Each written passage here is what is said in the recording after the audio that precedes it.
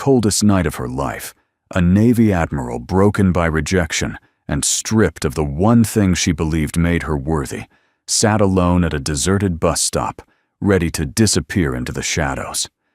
But fate had other plans, because that same night, a quiet janitor with 4 little girls in red dresses stopped, looked at her, and chose to bring her home. What happened next would change all 5 of their lives forever. Before we begin this emotional journey of healing kindness and a family built by choice, if you enjoy heartwarming stories like this one, we invite you to subscribe to our channel. Your support helps us bring more meaningful, inspiring stories to life. Snow drifted across Naval Station Norfolk like a quiet memory, soft, cold, and relentless. The wind pushed through the empty bus stop shelter, carrying with it the ache of something ending. Admiral Evelyn Drake sat on the metal bench, her pristine white uniform glowing faintly under the yellow street lamp. She looked like a figure carved out of dignity and discipline, except for the way her shoulders shook ever so slightly, as if something inside her had finally cracked. Her breath fogged in the air. Her gloved fingers clutched the straps of her duffel bag. She kept replaying the words that had shattered her only an hour earlier. "You can command fleets, Evelyn, but you can't even give me one child." Franklin's voice, cold and condescending, echoed in her mind. Her ex-husband hadn't even bothered to lower it when passing sailors walked by. He wanted her humiliated, wanted her to feel as small as he believed she was. And worst of all, she had let him. Evelyn blinked hard, willing back the sting in her eyes. Admirals didn't cry. Admirals didn't fold. Admirals didn't. A soft crunching of footsteps in the snow interrupted her spiraling thoughts. She looked up. A man approached, slowly walking with the kind of quiet presence only life's hardships could carve into someone. He wore a weathered green jacket, his long hair pulled back loosely, the faintest exhaustion tugging at his features. Beside him were 4 little girls, all bundled in matching red winter dresses and knit hats, looking like they had stepped out of a holiday card no one could afford. They stopped a few feet away, all 5 of them, staring at her in a mixture of concern and curiosity. "Ma'am," the man greeted, softly voice, warm despite the cold. Evelyn straightened instinctively. "Good evening." The oldest girl, maybe 8, tilted her head. "Dad, is she okay?" Evelyn swallowed hard. "I'm fine," she answered quickly. Too quickly. The man's eyes, gentle, observant, impossibly steady, studied her without intruding. "Name's Daniel Foster," he said. "I clean hangars and admin buildings on night shift." He paused, then added, "These 4 troublemakers are mine." The girls waved shyly, their breath forming small clouds. "I'm Daisy, the oldest," said proudly. "I'm Ella, the next," chimed in with a grin. Fiona whispered, the third, hiding behind her sisters. The smallest one stepped forward, last eyes deeper and quieter than the rest. "Faith," she said. Then after a heartbeat, "You look sad." Evelyn's composure wavered. No officer had ever spoken to her with such plain truth. Certainly no child. "I'm just having a long day," she murmured. Daniel followed her gaze to her clenched hands, to the stiffness in her posture, to the way she seemed afraid to breathe. "Bus isn't coming for another hour," he said gently. "Storm's slowing everything down." He hesitated. "We live close by. If you'd like somewhere warm to wait, you're welcome to come with us." Evelyn stiffened. "I don't want to impose." "You wouldn't," Daniel replied simply. The wind picked up, tossing snow across their feet. Daisy shivered. Ella clung to Daniel's sleeve. Fiona sneezed. Faith kept staring at Evelyn with the unwavering sincerity only a child untouched by the world could carry. A strange, fragile instinct surprised Evelyn, a pull toward them, toward warmth, toward something she hadn't felt in years. Safety, kindness, humanity without judgment. but she hesitated. "You don't even know me." Daniel's lips curved into a soft, understanding smile. "Ma'am, I mop Navy floors all night. I know tired eyes when I see them. And yours look like they've been carrying the ocean on their back." He paused, his voice lowering even more. "Nobody should be alone on a night like this." Something inside Evelyn broke quietly, like ice cracking underfoot. After a long moment, she exhaled. "All right," she whispered. "Just until the storm eases." Faith slipped her small hand into Evelyn's without asking permission. Evelyn froze at the unexpected contact. The warmth of the girl's tiny fingers spread through her glove like a small miracle. Daniel noticed the moment, his gaze softening. "Come on," he said, leading the way. "It's a short walk." As they moved through the falling snow, the girls began chattering about school, about their dog named Captain, who hated snow, about how Daisy once tried to make grilled cheese using an iron. It was chaotic, disordered, loud. And yet, something inside Evelyn eased with every step. When they reached the small, worn house at the end of a quiet street, Daniel unlocked the door and nudged it open with his shoulder. Warm yellow light spilled out, carrying the scent of cinnamon and old wood. "Home, sweet disaster," Daniel joked. "Please make yourself comfortable." Evelyn stepped inside and felt a peculiar sensation wash over her. Something like stepping into a memory she never had. Warmth. Noise. Life. Things her uniform could never give her. The girls scattered around the living room. Daniel hung up his jacket, then gently took Evelyn's bag. "You can sit anywhere you like. I'll make some hot tea." Evelyn nodded, suddenly unable to speak. Her eyes drifted to the girls, laughing, bumping into each other, arguing over a stuffed rabbit. A gentle ache filled her chest. Not envy, not bitterness. Something quieter, something older. Longing. Faith looked up again, studying her with unusual seriousness. "Are you staying?" she asked. Evelyn knelt to meet her gaze. "Just for tonight?" Faith shook her head. "No. I mean in here." She tapped her own chest. Evelyn froze.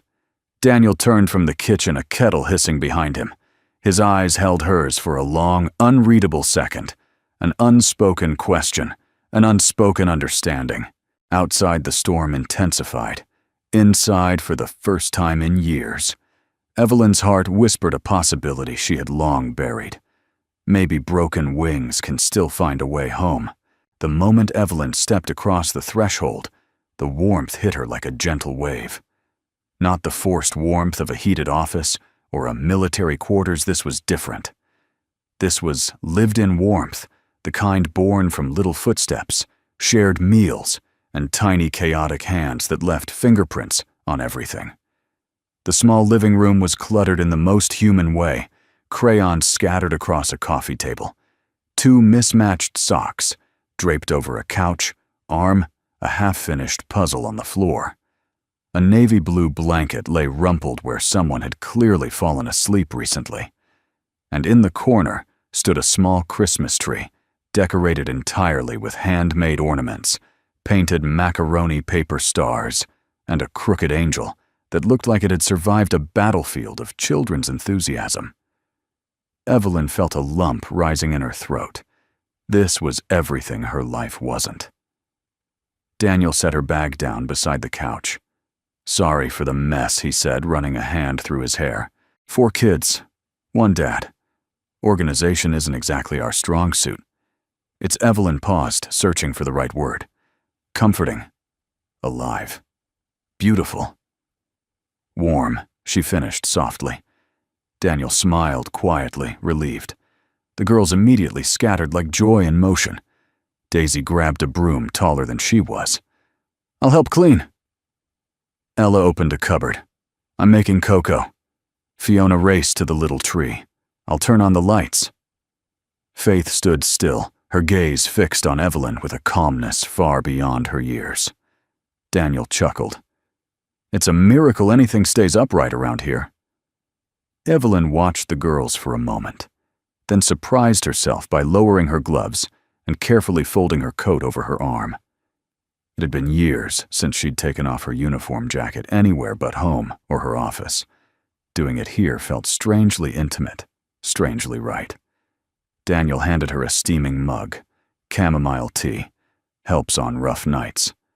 Evelyn inhaled the gentle aroma. "Thank you," she whispered. She sat on the edge of the couch uncertainly at first, but the cushions gave way with a soft sigh, like inviting her to stay. Fiona, in typical middle child fashion, climbed right beside her, without asking, and held up a drawing. "It's a snowflake," Fiona said proudly.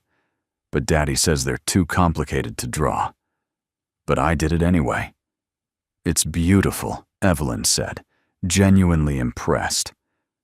"You can keep it," Fiona added, as if it were the simplest decision in the world to give a stranger something precious. Evelyn froze. "Why does that feel like a gift I don't deserve?" Ella returned triumphantly with a mug full of cocoa, sloshing dangerously close to the rim. "For you too," Daniel gently intercepted before catastrophe struck. "Sweetheart, maybe let me handle the hot stuff, huh?" Ella giggled and bounced away. Daisy approached next, holding something behind her back. Admiral, we don't get many important people visiting. Would you like a blanket?" She proudly presented a fuzzy yellow blanket decorated with cartoon ducks. Evelyn blinked. A blanket Daisy nodded. "You were shivering at the bus stop." "I saw." No one had noticed her shivering. Not even she had noticed. Until this 8-year-old in a red dress pointed it out. Evelyn accepted the blanket with slow, reverent hands. "Thank you." "Daisy." The girl beamed, as if she'd just saluted the president. Faith finally stepped forward. She was quieter than the rest, her expression thoughtful. Evelyn braced for another offering, a drawing, a toy, maybe a child's question. Instead, Faith simply placed her small hand on Evelyn's knee, steady and silent. No words, no expectations, just presence. Evelyn felt her chest tighten. What are these children doing to me? Daniel watched from the kitchen doorway, arms crossed lightly, an unreadable expression softening his features. There was no judgment in his gaze, only quiet understanding, and something Evelyn hadn't seen directed at her in years. Gentleness. It unsettled her more than cruelty ever had. The girls eventually settled into their own world, Fiona drawing Ella dancing with the blanket pillow, Daisy organizing toys, with a seriousness that rivaled military training, and Faith simply staying close. Daniel joined Evelyn on the couch, careful to keep a respectful distance. "They don't usually settle around guests this fast," he said. Evelyn shook her head lightly. "They're remarkable." Daniel glanced around the room filled with giggles and mismatched colors. They're wild and loud and emotional, but they're good kids. Their mom, she made sure of that. Evelyn nodded, sensing the weight in his voice, but not probing. A warmth spread through her chest as she watched the children move messy, noisy, impossibly alive. "So," Daniel said gently, after a moment, "you want to talk about what happened tonight?" Evelyn stiffened. The warmth retreated. Her spine straightened with the reflex of a woman who had spent her life swallowing pain to stay strong. "It's nothing," she said. Daniel's head tilted slightly. "I clean for a living. People forget I'm in the room all the time. I hear things, see things, including when someone's hurting." Evelyn's throat tightened. "I'm not asking for details," he continued. "Just letting you know you don't have to pretend. Here." Pretend? The word dropped into her chest like a stone.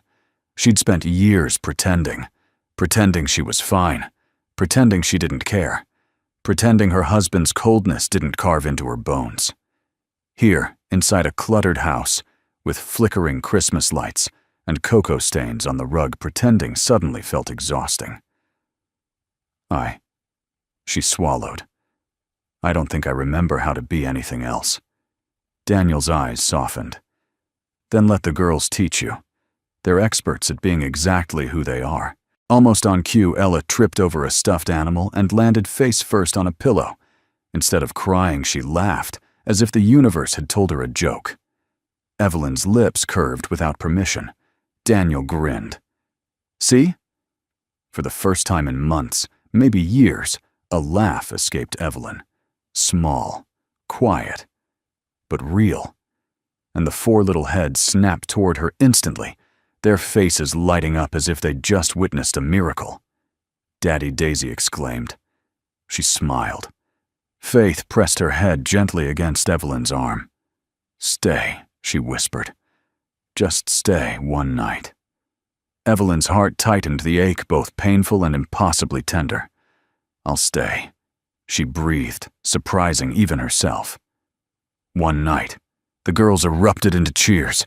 Daniel simply nodded, a soft, knowing smile touching his lips. Outside, the snow fell in thick, quiet flakes. Inside, something long frozen in Evelyn Drake began barely carefully to thaw. Morning crept into the Foster household, not with silence, but with the symphony of a family already in motion.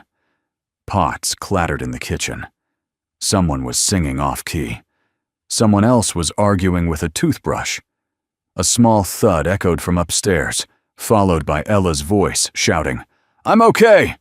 Evelyn blinked awake on the couch, the yellow duck blanket still tucked around her shoulders.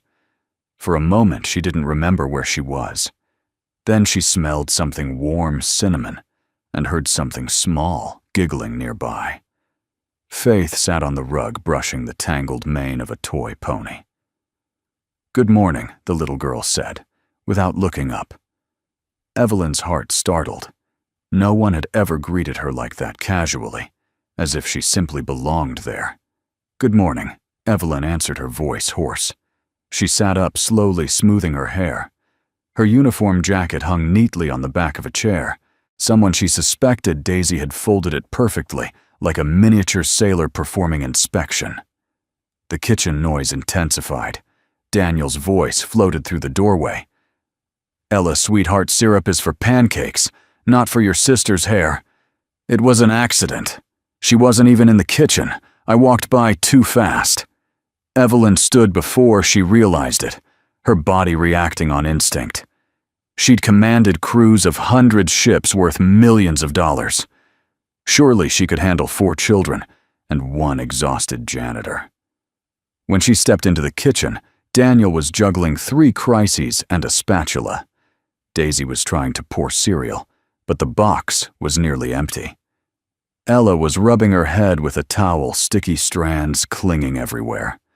Fiona sat at the table drawing bunnies on napkins. Faith sat quietly watching everything with those gentle, knowing eyes.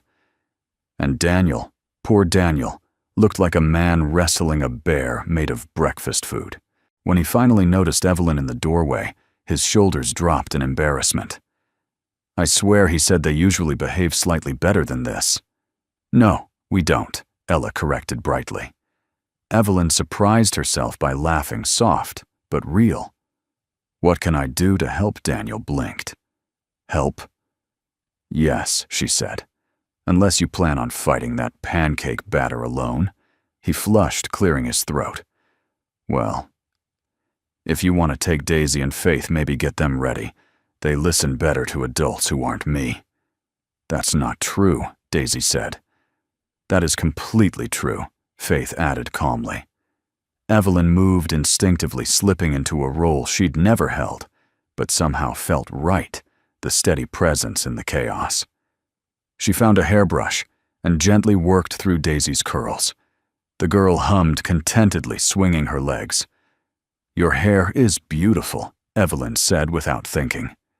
Daisy's cheeks flushed a proud pink.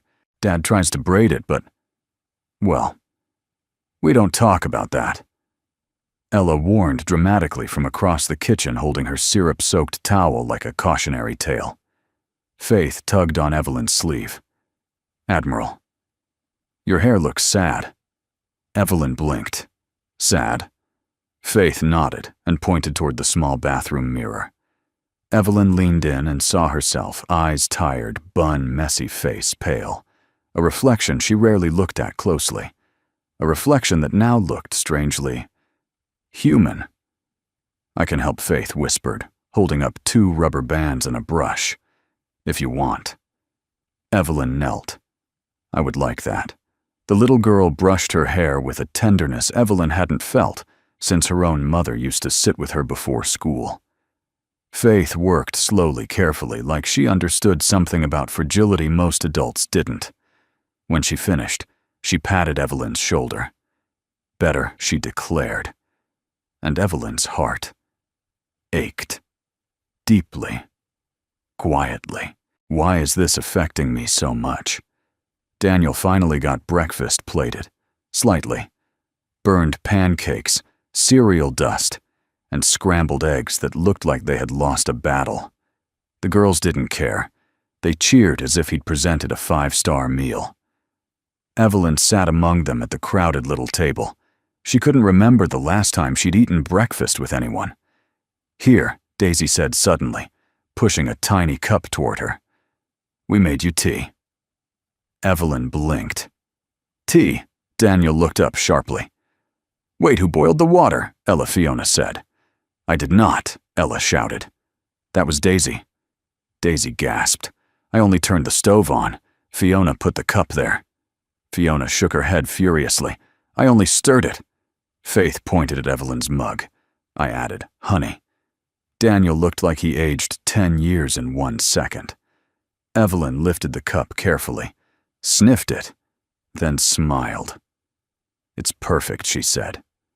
The girls beamed, proud as commanders after a successful mission.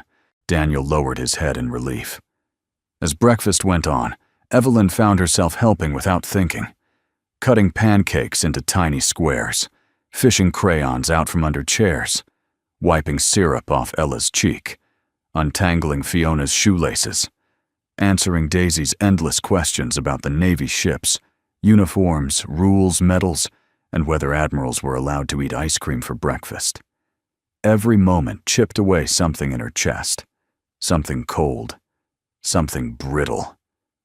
After breakfast, Evelyn rose. "Thank you for letting me stay. I should get going." 4 little faces turned toward her instantly. The room fell silent. Faith walked up, slipped her fingers around Evelyn's hand, and whispered, "Don't go." Evelyn froze. She started voice-catching. "I really should." "Please," Faith said, eyes wide, unbearably tender. "Just 1 more day." "She never asks for anything," Daniel murmured quietly. Evelyn swallowed hard. Emotion swelled in her chest. Grief, longing, fear, something unnamed that felt dangerously like hope. She looked at Faith, at Daisy's nervous fidgeting, at Ella's wide, pleading eyes, at Fiona clutching her drawing like a shield, at Daniel watching her with quiet understanding, not pushing, just standing steady in case she fell. Evelyn exhaled shakily. "Just 1 more day," she repeated softly. The girls erupted into cheers so loud they woke the dog, an elderly beagle, who barked once as if giving approval. Daniel met her eyes, his expression full of gratitude. He didn't speak aloud. Evelyn tried to steady the strange trembling in her chest. For years, she had built walls around her heart. Now, under the flickering kitchen lights of a small, chaotic house, those walls began to crack. And for the first time in a long time, the air didn't feel so cold anymore. Outside, snow still covered the world like a white hush, but inside the foster home, warmth hummed through the air, soft laughter, clinking dishes, little footsteps padding across wooden floors. Evelyn felt the contrast down to her bones. Every hour she stayed in this house seemed to melt something rigid inside her, like frost giving way to early spring. After breakfast, chaos settled. Daniel sent the girls to play, while he cleaned up the kitchen. Evelyn instinctively stood to help, but he gently shook his head. "You don't have to," he said. "You're a guest." Evelyn arched a brow. "You're cooking for 5 children and working night shifts. Let me dry the dishes." Daniel opened his mouth to protest, then noticed the determined set of her jaw and simply chuckled. "All right. But if the girls see you helping, they're gonna assume you're staying forever." Evelyn hid a smile. "I'll take the risk." As she dried plates beside him, Daniel stole glances her way, quiet, careful, almost protective. "You're different today," he murmured. Evelyn stiffened. "Different," he nodded. Not as guarded. She didn't respond immediately. She wasn't sure how. The truth was uncomfortable, heavy in her throat. She'd spent so long bracing against judgment that gentleness felt like a trap. Before she could find words, a small tapping sound came from the living room. Tap. Scrape. Tap. Evelyn peeked around the corner. Daisy and Fiona were on the floor, elbows touching, completely absorbed in drawing. Sheets of paper surrounded them like fallen leaves. Fiona looked up the moment she sensed Evelyn, watching her cheeks, flushed eyes shy. "Oh, hi," she muttered, hiding something behind her back. Evelyn stepped closer. "What are you working on?" Daisy held up a finger dramatically. "It's a surprise." "It's not ready yet," Fiona whispered. The girls exchanged a glance, guilty, excited, conspiratorial. Evelyn felt her chest warm. "All right. I'll pretend I didn't see anything." The girls giggled, diving back into their secret project. Evelyn returned to the kitchen, where Daniel was scrubbing a pan, as if it had personally offended him. "You okay?" he asked without looking up. She hesitated. The moment stretched thin. "No," she finally whispered. Daniel stopped scrubbing. Set the pan down. Turned to her slowly, gently, as if approaching a wounded animal. "Do you want to talk about it?" The question was soft, not intrusive, not forced. Just an open door. Evelyn gripped the dish towel until her knuckles whitened. "My marriage ended last night," she said quietly. Or rather, it had ended long before last night. I just didn't want to see it. Daniel remained silent, giving her space. Evelyn swallowed. "Franklin. He didn't love me. Maybe he never did." Her voice wavered. "But I tried. God knows I tried. And every year, it got colder. Every year, he looked at me with more disappointment." Daniel's jaw tightened, not from judgment, but empathy. He told me, Evelyn continued, voice trembling, that I wasn't enough of a woman, because I can't have children. Daniel's inhale was sharp and immediate. Evelyn looked away. Snow outside the window blurred into a silent white fog. "I've commanded ships," she whispered. "I've led thousands. I've been trusted with lives, missions, classified operations. But the one thing I couldn't give him," her voice cracked, "he weaponized it." Daniel moved without thinking, one step, then another, until he stood right beside her. "Evelyn," he said, softly, gently, firmly, "there is nothing wrong with you." Her eyes burned. She didn't want them to. She didn't want to break here in this warm kitchen full of tiny fingerprints and hand-drawn snowflakes. But something inside her had already begun to crack. "You don't understand," she whispered. Daniel shook his head slowly. "I understand more than you think." She met his gaze, steady, calm, full of a quiet strength she rarely saw in anyone. "You judge yourself by what he said," Daniel continued, "not by who you are." His voice softened even more. "You walked into my home last night, and 4 little girls, 4 very different personalities, felt safe with you instantly. Do you know how rare that is?" Evelyn blinked. They were just being kind. "No," Daniel said. "They were responding to something in you." something Franklin never saw because he didn't know how to look. Her breath hitched. The truth of his words hit harder than any insult Franklin had spat the night before. Daniel didn't touch her. He didn't assume that, right?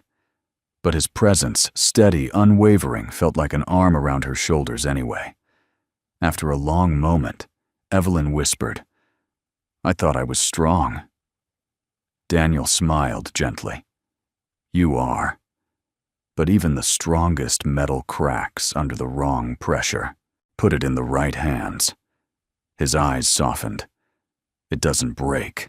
It bends. It becomes something new." Evelyn exhaled shakily, a tear finally slipping free. She caught it with the back of her hand, old instincts screaming at her not to show weakness. But Daniel simply nodded, as if tears were the most natural thing in the world. Before she could speak again, Fiona appeared at the doorway, holding something behind her back, her little eyes round with hesitation. Admiral," she whispered. Evelyn straightened. "Yes, sweetheart." Fiona stepped closer, her cheeks rosy, her hair a tangled halo. She held out a drawing, two small figures on a snowy night. One was Evelyn sitting alone at a bus stop. The other was Faith holding her hand. Above the picture were tiny lopsided letters, "Don't be sad. You belong here." Evelyn's breath caught. Daisy peeked out from behind her sister. We made it together. Because you looked like you needed something happy." For a moment, Evelyn couldn't speak. Not as an admiral, not as someone trained to endure humiliation, heartbreak, silence, but as a woman who had been quietly dying inside for far too long. Slowly, she knelt to their height. Daisy and Fiona leaned closer, eyes wide with hope.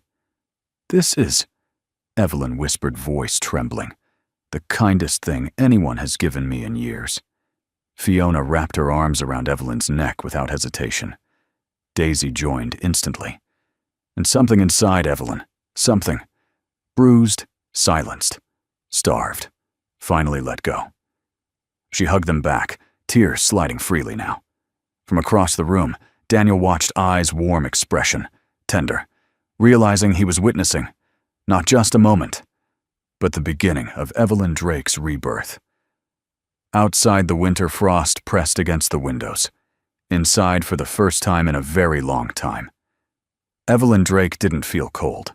Morning spilled across the Foster house, in ribbons of soft gold filtered through thin curtains and the faint glow of holiday lights that the girls insisted on keeping up year-round.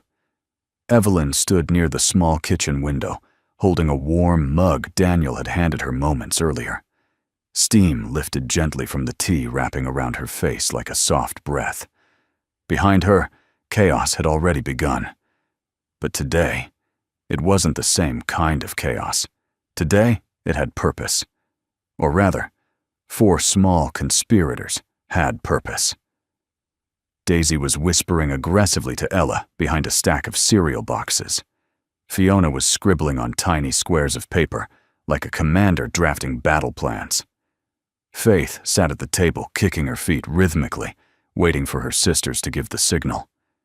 Daniel, wiping down the counter, hadn't noticed a thing. But Evelyn knew. The moment she stepped into the room, 4 pairs of bright eyes had lit up with the unmistakable sparkle of children on a mission. And their mission had one target here. Admiral Evelyn, Daisy said, marching up to her with far too much formality for an 8-year-old wearing mismatched socks. "Would you like to sit by Dad for breakfast?" Ella popped up beside her. "Yes, sit next to him. He saved you a spot." Daniel turned around, mid-wipe, eyebrows climbing. "I did," Daisy elbowed him discreetly. "Hard." Daniel cleared his throat, catching on. Yeah. "Sure, if you want." Evelyn blinked. The girl stared at her with such hopeful intensity that refusing felt like kicking a puppy. She moved toward the table. The moment she sat down, Faith scooted her chair closer until their elbows brushed. Daisy slipped a folded piece of paper onto Evelyn's lap, thinking she was being subtle. Evelyn unfolded it, A child's scribble covered the page. You need to smile more. Dad needs to smile more too. You both look better when you smile. Daisy Evelyn pressed her lips together to keep from laughing out loud. Daniel didn't notice the note, but he did notice the faint softness in her expression. You okay? He asked quietly. Yes, she said. I think so. Breakfast was loud, messy, and full of joy that felt too big for the tiny kitchen. Evelyn found herself easing into it no longer, an outsider, watching from behind an emotional barricade. She cut pancakes, answered Ella's non-stop stream of impossible questions. How many admirals are there? Do admirals get snow days? Does your ship have a dog? And passed Fiona-colored pencils so she could draw the perfect snow angel. Faith stayed pressed to her side, silent but content.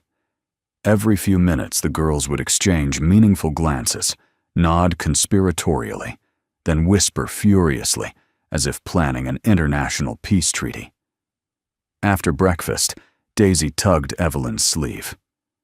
Come with us, she said. We have something to show you. Faith grabbed Evelyn's hand again, always that small, gentle hand, guiding her like a tether to something warm and human. Daniel watched them go, wiping his hands on a dish towel. His smile was a mix of amusement and quiet gratitude. The girls led Evelyn outside to the backyard, where snow blanketed the ground in untouched, perfect layers. The cold brushed her face crisp and clean. Ella threw her arms wide dramatically. This, she declared, is Operation Make Evelyn Smile More. Daisy groaned. Ella, you weren't supposed to say the name, I panicked. Fiona held up a clipboard, an actual clipboard, covered in crayon drawings, arrows and hearts. We have activities. Evelyn blinked. Activities? Faith nodded solemnly. Because your heart looks tired. Evelyn's breath caught. That small sentence, spoken with the softness of falling snow, struck deeper than she expected. Before she could respond, the girls launched their campaign. Activity 101, hot cocoa with marshmallows. They sat her on a tiny plastic chair while Daisy stirred cocoa. Ella poured marshmallows with reckless enthusiasm, and Fiona presented the cup like she was offering treasure. Faith leaned her head against Evelyn's arm while she sipped. Feeling better? Fiona asked. Yes, Evelyn said honestly. Activity 2, Snow Angels. Ella fell backward into the snow with the confidence of a stunt performer. Do one with me. Evelyn hesitated, then lay in the snow beside her. The cold shocked her bones, but laughter, Ella's shrieking giggle warmed everything else. Fiona drew a halo above Evelyn's snow angel. You look like someone who keeps people safe, she explained. Evelyn swallowed hard. Activity number 3. Quiet time. Faith sat with her on the back steps, leaning gently against her side, swinging her feet in slow, thoughtful arcs. You don't feel scary today, Faith murmured. Did I feel scary yesterday? Evelyn asked softly. Faith nodded once, but only the sad kind. Evelyn closed her eyes. The honesty of children was a force unlike anything the Navy ever trained her for. When they returned inside cold-cheeked and breathless, Daniel was in the living room, repairing a loose leg on a chair. His head lifted when he saw them, specifically when he saw Evelyn smiling, with snow still clinging to her hair. Looks like they kept you busy, he said. They did, Evelyn replied. They're very determined, Daniel chuckled. When they decide someone belongs here, they let you know. Evelyn stilled. Belongs. The word drifted through her chest like a warm current. The girls rushed Daniel, hugging him from every direction. He put down the screwdriver and laughed, kissing the tops of their heads. Evelyn watched them, watched the ease, the affection, the unconditional love, and something inside her whispered a truth she hadn't dared to think. This is what a family is supposed to feel like. As the girls scattered again, Daisy tugged her into the living room. "Now we show you what we made," Daisy announced. On the coffee table lay a drawing, a portrait made from crayon markers and glitter. It showed Evelyn beside the 4 girls, all holding hands. Above them, in crooked letters, it read, "You make our house warmer." Evelyn pressed her hand to her chest, breath trembling.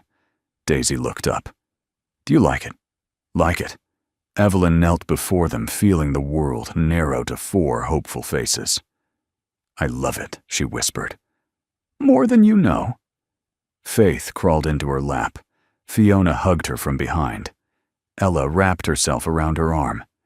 Daisy sat proudly by her side.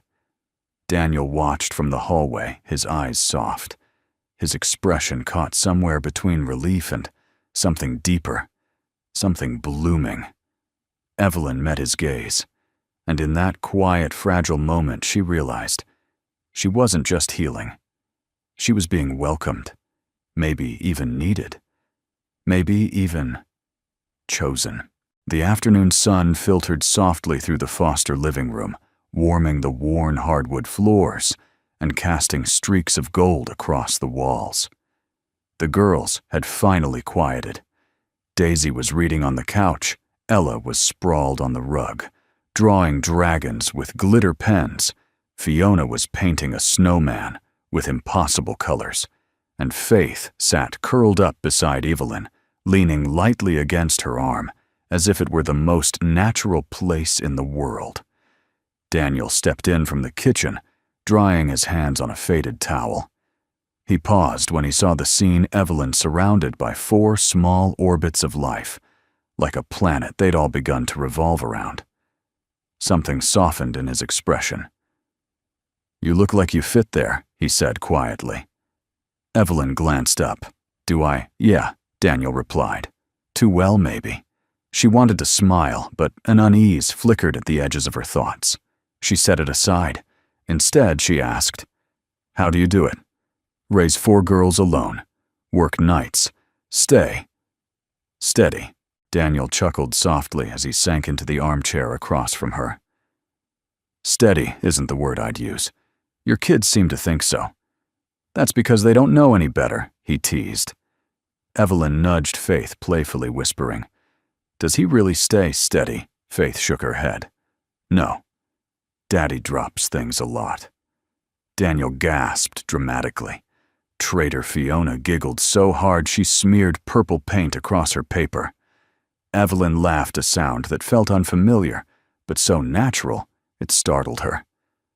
When the girls drifted into their own little worlds again, Daniel leaned forward, elbows on his knees.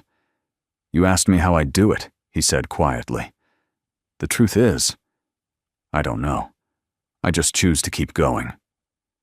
Evelyn studied him. Most people would have fallen apart. I did. His voice was calm, but his eyes clouded. When my wife Emily got sick, everything happened fast. Too fast. By the time we understood what was happening, we were already losing her. She passed when Fiona was only 1. Faith. She never got to meet her. Evelyn swallowed suddenly, unable to breathe evenly. "I was angry for a long time," Daniel continued. "Angry. At God. Angry. At the world. Angry. At myself.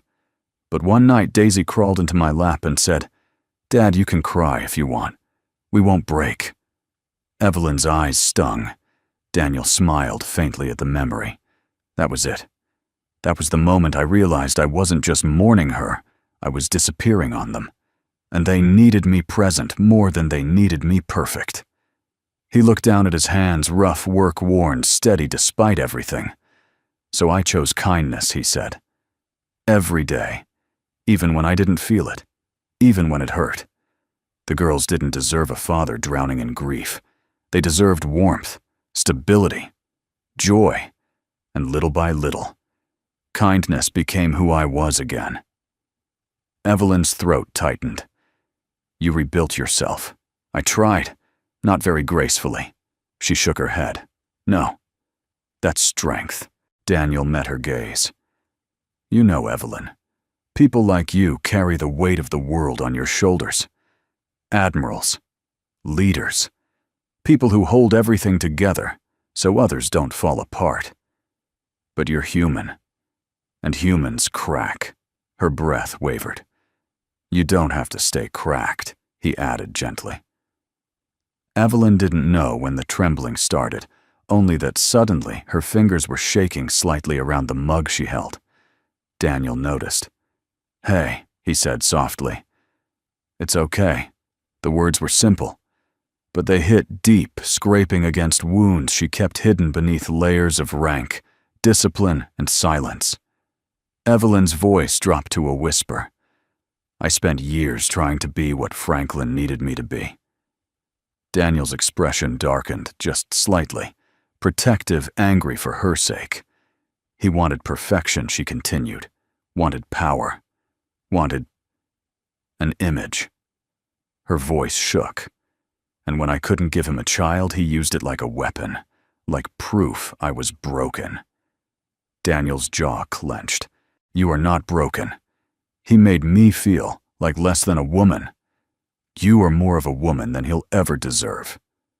Evelyn closed her eyes. Daniel wasn't flattering her. He wasn't performing.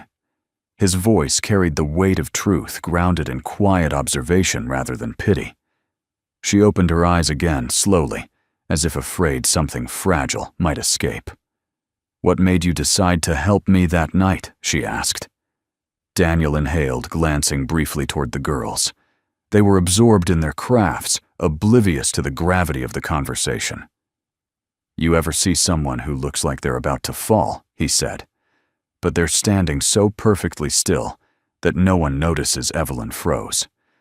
"That was you," Daniel continued. "Sitting at that bus stop, with the whole world collapsing inside and not making a sound." Her chest shuddered. "I know that kind of silence," he said softly. "I lived in it for a long time. I couldn't walk past someone in that much pain. Not again." Evelyn pressed a hand over her heart, trying to steady the sudden ache. Daniel hesitated, then added, "Kindness isn't grand gestures, Evelyn. It's seeing someone's heart when the world only sees their uniform, their mistakes, their scars." She looked at him, breathing unevenly. "Your daughters. They see me too." Daniel smiled. Children see truths adults forget. Faith, sensing her name, leaned fully into Evelyn's side. "You're warm today," she murmured. Evelyn laughed quietly, and my Faith nodded. "Yesterday you felt cold on the inside. Now you don't." Daniel exhaled softly, almost as if relieved. Ella crawled into Daniel's lap. "Daddy, can Evelyn stay for dinner?" Fiona chimed in and read us a story, Daisy added, "and help with the snowman tonight." Faith simply looked up at Evelyn. "Please." 4 faces. 4 hearts. 4 small extensions of Daniel, each one choosing her without hesitation. Evelyn felt something inside her shift, a slow, trembling movement toward hope. She looked at Daniel. His eyes held hers, warm and waiting, not pushing, just offering. Evelyn breathed out a soft surrender. "Yes," she whispered. "I'll stay." The girls erupted with joy, so loud even the dog barked in agreement. Daniel's smile reached his eyes this time, full, unguarded, real, and Evelyn felt it deep in her core. This wasn't pity. This wasn't charity. This wasn't obligation. Daniel Foster wasn't saving her. He was simply choosing kindness. And for the first time in years, someone was choosing her. The afternoon sky had darkened early the way winter often did in this part of Virginia. The Foster home glowed softly against the cold twilight, its windows lit with a warmth that contrasted sharply with the icy world outside. Inside, the sound of children's laughter filled every corner, Ella attempting to juggle snowballs, Daisy teaching Fiona to fold paper hearts. Faith nestled in Evelyn's lap, as if she'd always belonged there. Evelyn felt peaceful, maybe for the first time in years. But peace rarely lasts. A sudden harsh knock shattered the moment. Not a gentle tap. Not a neighborly greeting. A demand. Daniel's head lifted. His expression stiffened instantly. He set down the toolbox he'd been using to fix a loose hinge. "That's not Mrs. Florence," he murmured. Evelyn felt an unease slither through her chest. "Daniel? I think I should get the door." He shook his head. "You're a guest, Evelyn. Let me." Another knock. Harder. Meaner. Daisy froze mid-sentence. Ella clutched her sister's arm. Fiona's crayon rolled off the table. Faith pressed closer to Evelyn, sensing something heavy in the air. Daniel exhaled, straightened his shoulders, and opened the door. Cold wind swept inside along with the man Evelyn had prayed she'd never see again. Commander Franklin Hayes. Tall, immaculate, eyes cold enough to freeze the ocean. His presence filled the doorway like a shadow stretching across the room. Evelyn's breath locked in her throat. "Evelyn," Franklin said, voice smooth as polished steel. "We need to talk." Daniel stepped subtly forward, placing himself between Franklin and the children. "This isn't a good time, sir." Franklin didn't even look at him. "I wasn't speaking to you." Evelyn rose slowly, steadying Faith with a gentle squeeze. "What do you want, Franklin?" He smirked the same cruel curve she remembered too well. "To take you home. You've embarrassed yourself enough." Evelyn felt heat rush to her face, but she stayed composed. "I'm not going anywhere with you." Franklin's jaw flexed. "Your career is on the line. You think you can disappear into some janitor's house and everything will magically fix itself? You're delusional." Daniel stiffened, but Evelyn raised a hand, a silent plea for calm. Franklin's eyes slid toward Daniel, finally acknowledging him. "A janitor," Franklin mocked. "That's who you're hiding with, Evelyn. This is pathetic. You're an admiral. Or at least you were." Ella gasped. Daisy clenched her fists. Daniel didn't move, but something sharp passed through his gaze. Evelyn stepped forward, voice steady. "Do not speak to him like that." Franklin laughed. "Why, he's beneath you. Beneath all of us." "I'm not beneath anyone," Daniel said quietly.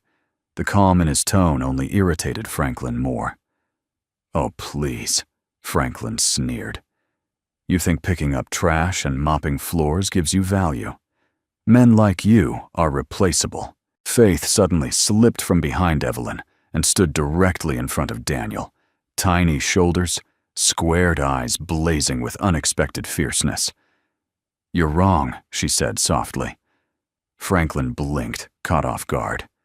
Daisy, Ella, and Fiona rushed to stand beside their sister, forming a small but defiant wall between Evelyn and her past. Daisy lifted her chin. "He's a better man than you'll ever be." Ella nodded vigorously. "Yeah, he cooks. He helps. He doesn't yell." Fiona held up her drawing, a picture of Evelyn surrounded by the 4 girls, all smiling beneath a bright yellow sun. He made her smile. Franklin stared at them, dumbfounded. "What? What is this? It's our family." Faith said, voice clear and unwavering. "And she belongs with us." The words hit Evelyn like an arrow straight through the heart. Her vision blurred not with fear, but with a swell of emotion she could barely contain. Franklin turned red with fury. "Evelyn, get your things. Now, these brats have no say in your life." Daniel stepped forward, voice low but firm. "Commander, you need to leave." Franklin scoffed. "Or what, you'll sweep me away with your mop." From across the street, Mrs. Florence Carter, the elderly neighbor, had just stepped outside with her small dog. Hearing the shouting, she recorded instinctively with her phone, a habit she'd picked up after living through far too many neighborhood disputes. She caught everything. Franklin's insult, the children defending Evelyn, his cruel tone, his rank badge gleaming in the cold, the way he towered over Daniel and the girls. Perfect. Franklin spat. Just perfect. Evelyn, you're humiliating yourself. And for what? Acceptance from a broken man and 4 fatherless children. Ella's face crumpled. Daniel's breath stopped. Evelyn moved before thought could catch up. She stepped between Franklin and the girls, her voice sharp as a blade. "You will not speak to them," she hissed, "or to Daniel that way ever again." Franklin's cold smirk faltered. Evelyn's voice rose not in hysteria, but in icy, controlled fury. "I would rather build a life in this small house, with warmth, with kindness, with these children, than spend one more day in your mansion of contempt." For a moment, Franklin was speechless. Then he stepped forward, jaw clenched. "If you stay with them, I will bury your career. The Navy doesn't promote unstable officers." He turned and stormed off, boots crunching violently in the snow. The wind swallowed his silhouette until he disappeared down the dark street. Silence fell. Evelyn trembled not from fear, but from the release of a decade of pain. Daniel approached carefully. "Evelyn, are you okay?" She breathed in shakily. "No." Then quieter. "But I'm done pretending I am." The girls wrapped their arms around her, all 4 pressing close, in a warm, chaotic embrace. Outside, Mrs. Florence lowered her phone, her brow furrowed with protective fury. She had the whole scene recorded, and she knew exactly what she would do with it. Inside the house, Evelyn held the girls close as Daniel stood beside her, steadier than any anchor she'd ever known. For the first time in years, she wasn't facing the storm alone. The days after Franklin's outburst felt strange, like walking on new ice, aware that beneath the fragile calm lay a cold deep enough to swallow anyone whole. Evelyn had never feared for her career before. She had faced war games, crisis councils, broken treaties, hurricane rescues. But now, for the first time in her life, she feared losing the one part of herself she'd built without anyone's help. And the worst part, Franklin knew exactly where to strike. Daniel tried to keep the house warm with laughter, small routines and hot dinners, but the tension seeped into every corner like a draft through old windows. Evelyn sat at the kitchen table one morning, staring at her coffee without drinking it. Daisy, perched beside her, noticed immediately. "Are you sick?" Daisy asked softly. "No," Evelyn replied. "Just thinking." Faith climbed onto her lap and gently tapped her chin. "Thinking hurts," she said, as if diagnosing a bruise. "Daddy says thoughts can be too loud." She wasn't wrong. Before Evelyn could respond, Daniel appeared in the doorway with an envelope in his hand. His expression told her everything before he spoke. "It's from the Navy," he said quietly. The girls fell silent. Evelyn stood, took the envelope, and opened it with steady fingers. Military training, forcing composure even when her heart threatened to cave in. The letter was short, cold, clinical. Admiral Evelyn Drake is required to report for an internal evaluation in response to allegations concerning emotional instability, inappropriate conduct, and potential dereliction of duty. Her throat closed. Franklin had moved fast. Ella's voice trembled. "Evelyn." "What does it mean?" Evelyn sat slowly.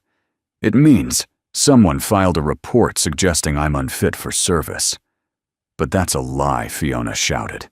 "You're the strongest person we know." Evelyn tried to smile, but it dissolved immediately. Daniel crouched beside her. "We'll figure it out. She whispered. Daniel nodded, gentle but firm. "You're not going through this alone." The girls mumbled agreement, surrounding her in a protective half-circle. But reality was colder than their warmth. If she went down, Daniel might go with her. He worked on base. He stood up to a senior officer. Franklin could make his life miserable with a single phone call. "Daniel," Evelyn said softly, "I can't let you risk your job." Daniel shook his head instantly. "Evelyn, don't. I mean it, she insisted. You have 4 girls to support. I can't be the reason. Stop. Daniel's voice was soft, but powerful. You didn't drag me into anything. I made a choice. Her breath trembled. His gaze held hers steady. You protected my daughters, he continued. You protected me. I'm not stepping back now. Ella sniffed loudly. Fiona hugged Evelyn's arm. Faith leaned against her chest. Daisy wiped her eyes aggressively like she was mad at herself for crying. Evelyn stroked Faith's hair, fighting tears. I've been alone for a long time, she whispered. I don't want to lose everything again. You won't, Daniel said. But none of them knew how wrong that might be. That evening, darkness pressed against the windows as the family gathered in the living room. Evelyn sat with her phone in her hands, rereading updates from her Navy liaison. Franklin's accusations were spreading. Rumors traveled fast, too fast. Daisy peeked at the screen. They can't just believe him, right? Evelyn hesitated. Sometimes, people believe the loudest voice, not the truest one. Faith wrapped her small arms around Evelyn's waist. Then we'll be louder. Evelyn's lips curved painfully. Honey, it doesn't work like that. But Daisy suddenly straightened with a spark of determination that mirrored Evelyn's own spirit. We have to help you. We can't just sit here. Before Evelyn could stop her, Daisy ran to the coffee table, grabbed a stack of crayons, and began writing furiously on sheets of printer paper. Ella gasped. Are we writing protest signs? I love protest signs. Fiona nodded thoughtfully. Mine will have glitter. Daniel walked in from the kitchen with a dish towel over his shoulder. What's going on here? Daisy held up a crayon-stained page. Evelyn Drake is brave. Daniel blinked. Sweetheart. What are you doing? We're helping her, Daisy declared. We're going to write letters. Lots of letters. To the Navy people. To tell them she's good and strong and not crazy like that man said. Evelyn's breath hitched. Girls, you don't have to. Yes, we do, Ella said firmly. You make Daddy smile, and Fiona laugh, and Faith feel safe, and you help Daisy with homework even though you don't know 5th grade math. I do know 5th grade math, Evelyn protested gently. No, you don't, Daisy said with affection. Daniel knelt beside them. Letters are a kind idea, but it might not change Navy protocol. But the girls were unstoppable. Faith crawled into Evelyn's lap with a blank page. I'm writing the truth, she whispered. Her handwriting was clumsy, uneven, and beautiful. She is my warm place. Evelyn's heart cracked open. Daniel saw the tear slip down her cheek and gently brushed it away with his thumb. We'll send the letters, he said softly. All of them? The girls brightened instantly. But we'll also need something more. Daniel's voice grew thoughtful. Someone who can speak for you. Someone the Navy will listen to. Evelyn nodded.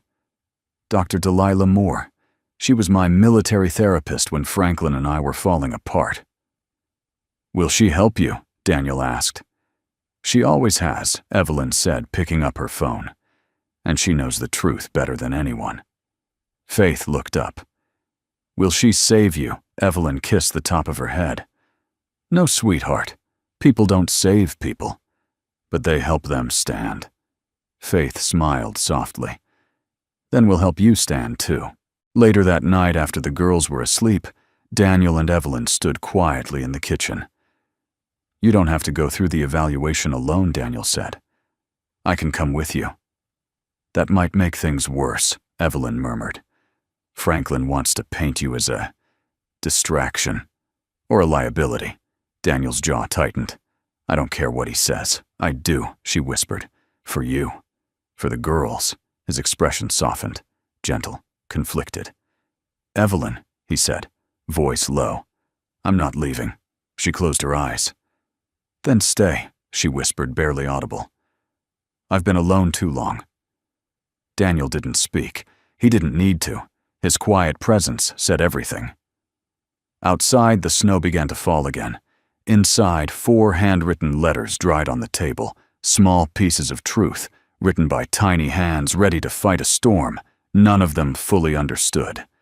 It wouldn't stop the avalanche coming their way, but it was the beginning of something stronger than fear, a family choosing her not out of obligation, but out of love. The day of the hearing arrived wrapped in a gray quiet that felt heavier than snow. The Navy Administrative Building stood cold and imposing, its steel structure reflecting winter's pale light, as if it too had been carved from discipline and unforgiving order. Evelyn stood outside the entrance, her gloved hands clasped tightly in front of her. She wore her full uniform, crisp, polished, immaculate. But inside her heartbeat wasn't steady. It was trembling. Daniel stood beside her, close enough for support, but far enough to honor the boundaries of her rank and dignity. He didn't speak. He didn't need to. His presence alone was the anchor she clung to. The girls held his hands, and the hem of his coat like a small army, terrified of letting their general walk into battle alone. Daisy looked up. "They'll believe you," she whispered, trying to sound brave. Ella sniffed. "And if they don't, I'll scream." Loud. Fiona nodded fiercely. "We brought our letters." Faith pressed a tiny fist against Evelyn's thigh. "Your heart is stronger than the lies." Evelyn knelt, the weight of her rank falling away for a moment as she pulled them all close. "Whatever happens," she murmured. "You 4 saved me," Faith whispered. "We'll do it again." Daniel exhaled slowly. "We're right here." Evelyn rose and stepped inside. The conference room was colder than the outside air. 6 officers sat behind a long table, stern, unreadable, each wearing the expression of someone balancing procedure with suspicion. Franklin wasn't present. His accusations were in the folders before them, not in the seat where he would have to defend them. Cowardice disguised as protocol.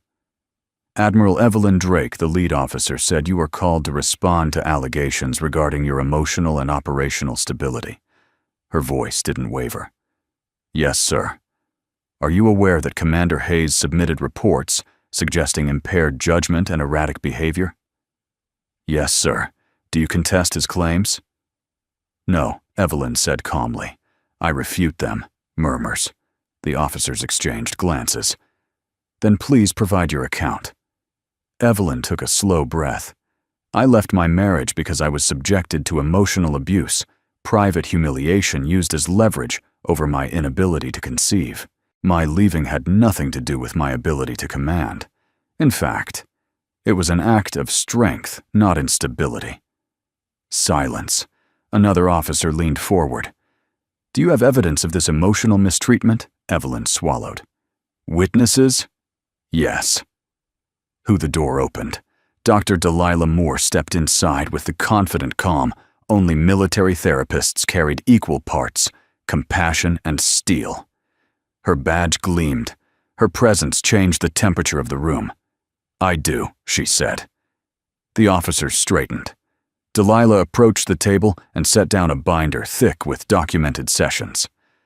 "Admiral Drake," she said, "came to me for professional counseling during her collapsing marriage. In every session, she displayed emotional restraint, clarity, and responsibility. The instability in the relationship came entirely from Commander Hayes, his manipulation hostility, and fixation on her inability to bear children." One officer frowned. "Dr. Moore, are you stating these accusations as professional findings?" "I'm stating them as clinical fact," Delilah replied.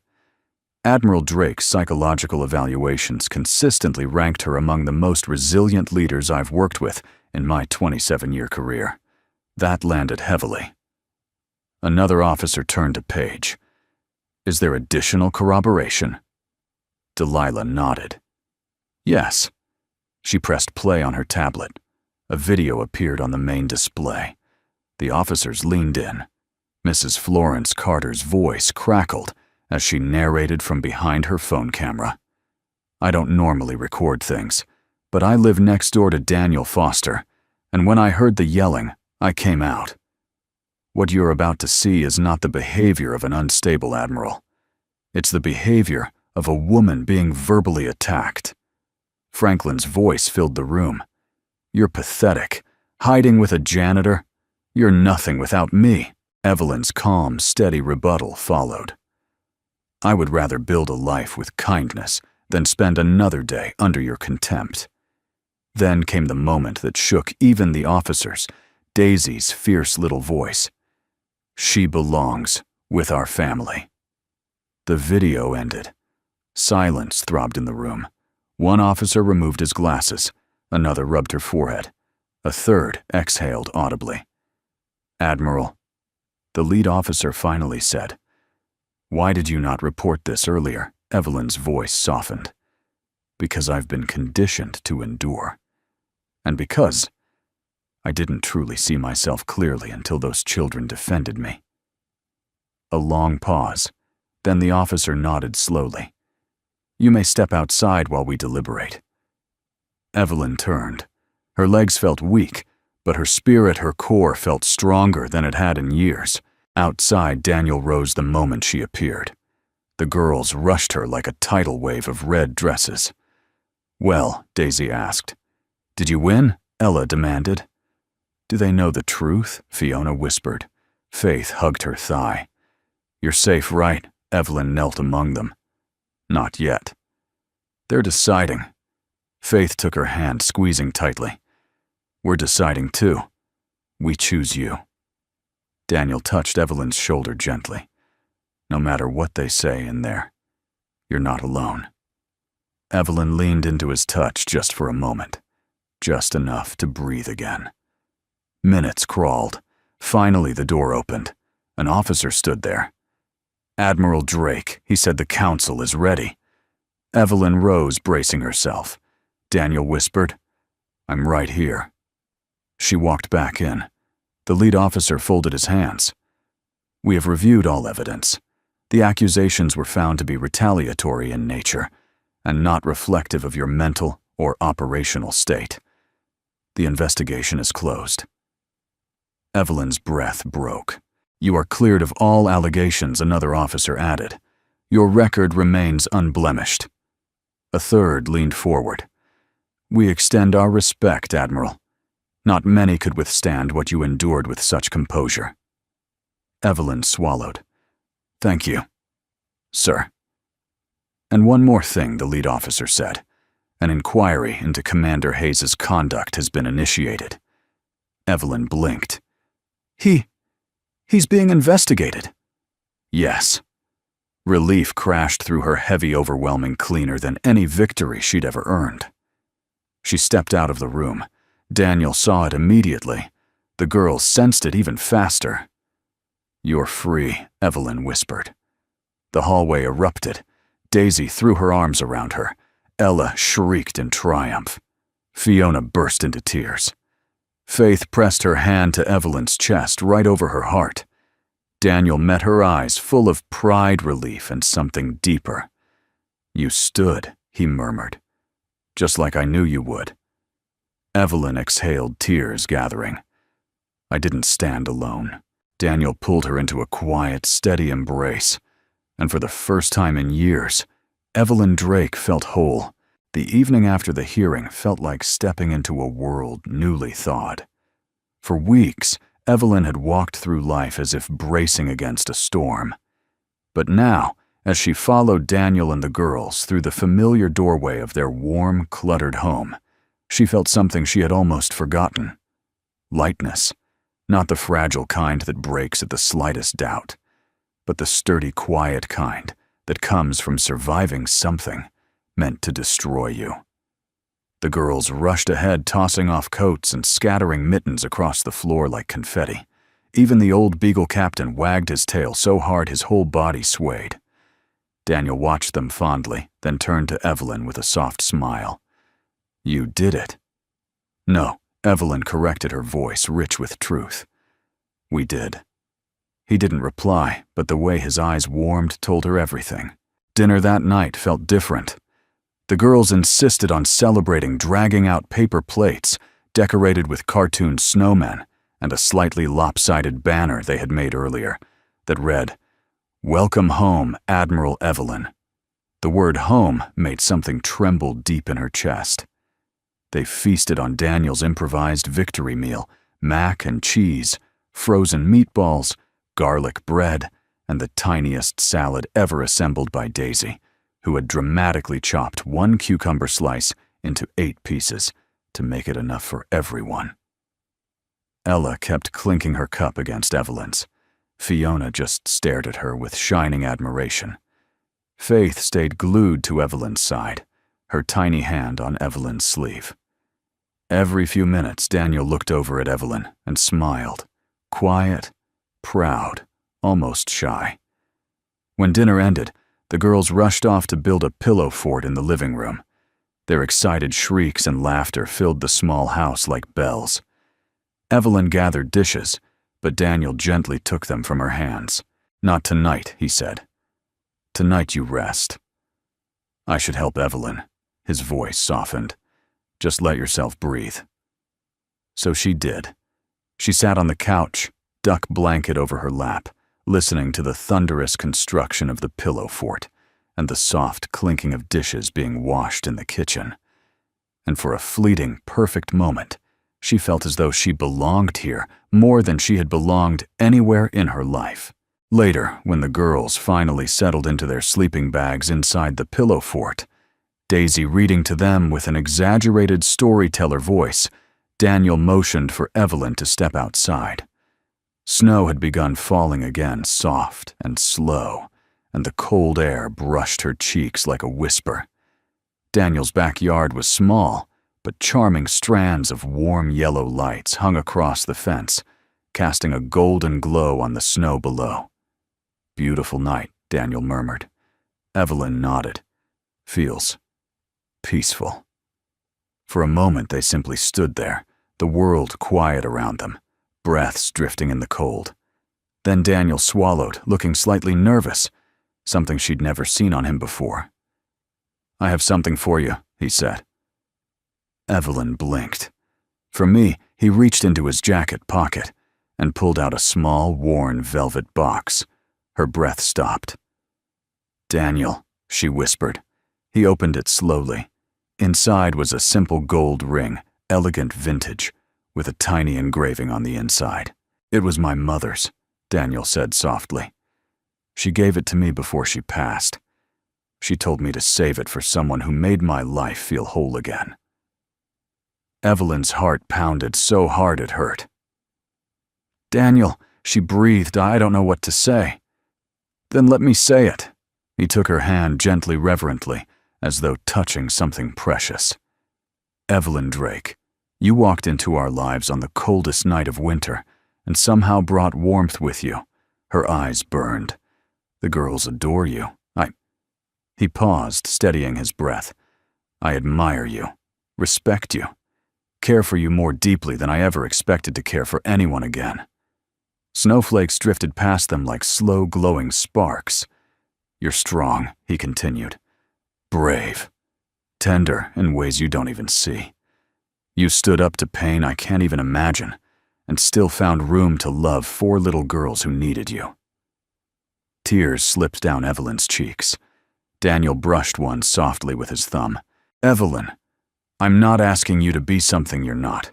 I'm not asking you to fill a space left behind by someone else. I'm asking you to choose us. To choose this. To choose a family we can build together." Her lips trembled. "Daniel, I've never been someone's first choice. You're mine," he said, voice steady. "And the girls, you became theirs the moment you walked into the house." Evelyn pressed a hand over her heart, struggling to breathe through the overwhelming swell of feeling. "I don't have children," she whispered. "I can't." "You have us," Daniel said gently. "And you don't need to be their mother by blood. Love is enough." Evelyn let out a shaky breath, a sob tangled with relief. "I choose you," she whispered, voice breaking. "I choose all of you." Daniel's smile was sunlight breaking through decades of cloud.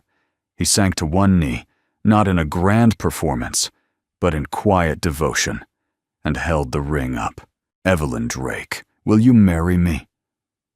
Her answer came without hesitation, carried by a heart that had finally found its place. "Yes," she said, tears streaming. "Yes, Daniel. Yes." Warmth exploded through his expression as he slipped the ring onto her finger, carefully, reverently, as though placing his entire heart in her hands. Behind them, the back door burst open. The girls tumbled out in a chaotic bundle of blankets and excitement. "What's happening?" Ella yelled. "Is she our mom now?" Fiona cried. Daisy shouted, "Did she say yes?" Faith didn't say a word. She walked straight to Evelyn, placed a tiny hand on her stomach, then her heart, and whispered, "You feel like home." Evelyn gathered all 4 girls into her arms, tears falling freely. Daniel wrapped his arms around them all, a family not built by blood, but by choice, held tight under the falling snow. And in that moment, Evelyn understood. She wasn't fixing a broken heart.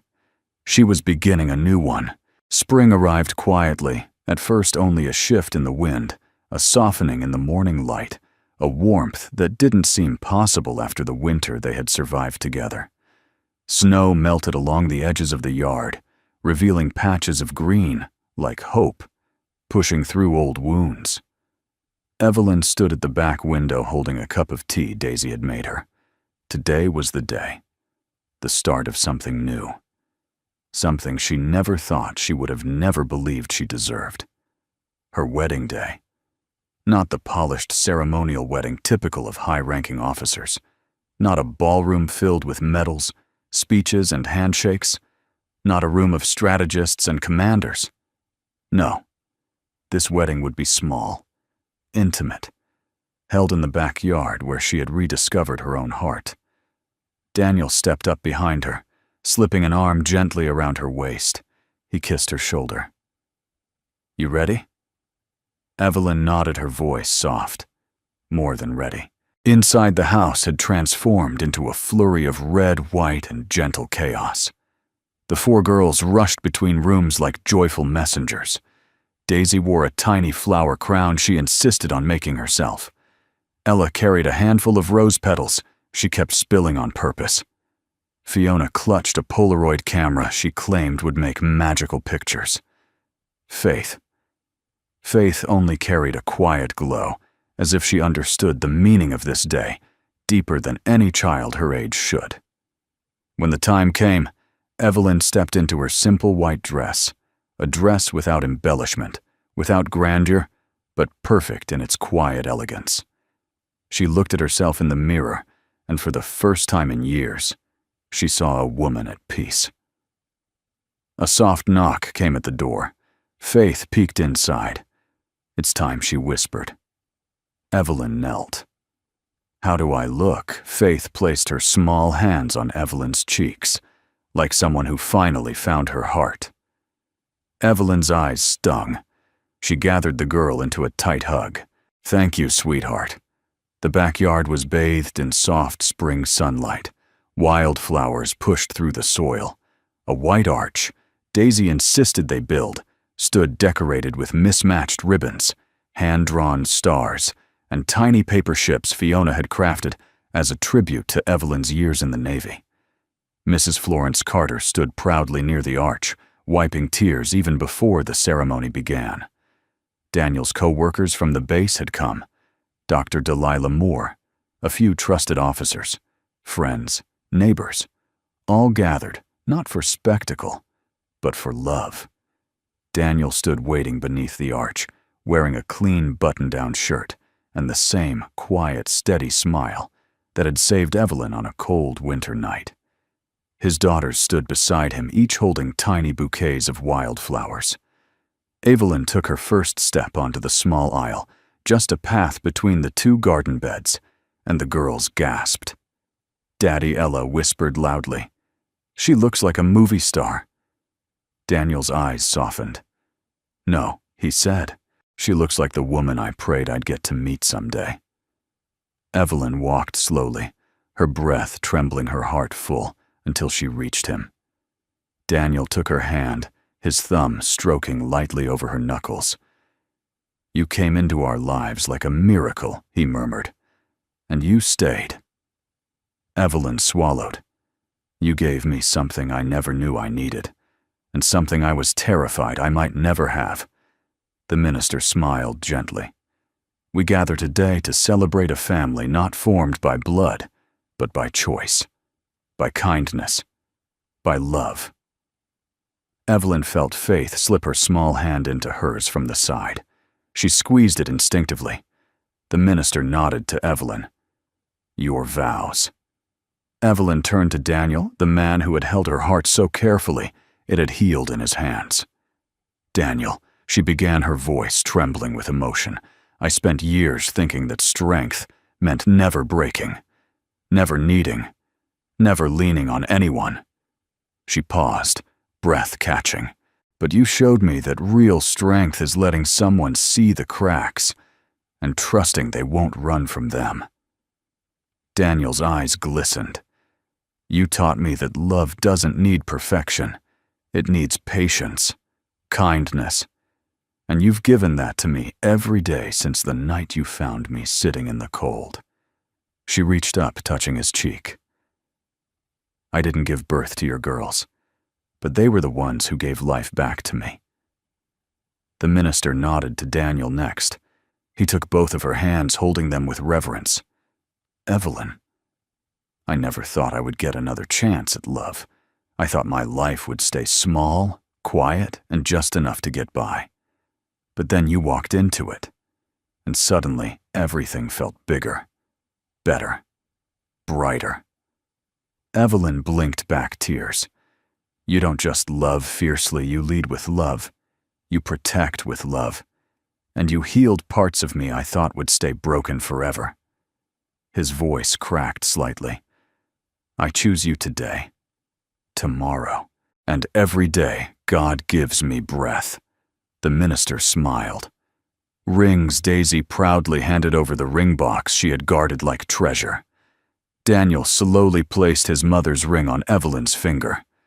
Evelyn slipped a simple gold band onto his. "I now pronounce you husband and wife." The girl screamed in joy. Daniel pulled Evelyn into his arms, kissing her, with the gentle certainty of a man who knew exactly what he held. The guests clapped, cheered softly, wiped away tears. But nothing compared to what came next. Faith tugged at Evelyn's dress. Evelyn knelt. Faith placed both small hands on Evelyn's heart, then whispered soft as spring wind, "Mommy Evelyn." Time stilled. Tears slid down Evelyn's cheeks. Her breath trembled. Her heart, once fractured, felt completely whole. She pulled Faith into her arms, then Daisy Ella Fiona. Daniel wrapped his arms around all of them, laughter and tears mixing in one perfect moment. Evelyn closed her eyes. Family is not made by blood. Family is made by choice, and sometimes by a miracle that walks into your life wearing red dresses and offering a duck-patterned blanket. Under the warm light of a new spring, Evelyn Drake finally understood she had not been reborn alone. They had been reborn together. A family, a home, a beginning. Before we close today's story, I would truly love to hear from you. Where are you watching from? Whether it's a small town, a big city, or somewhere quiet in between. Your stories and your presence mean so much to us. Feel free to share in the comments. We read every single one with gratitude. And if this story touched your heart, please consider subscribing to our channel. It helps us continue bringing you more comforting, meaningful stories filled with kindness, hope, and second chances.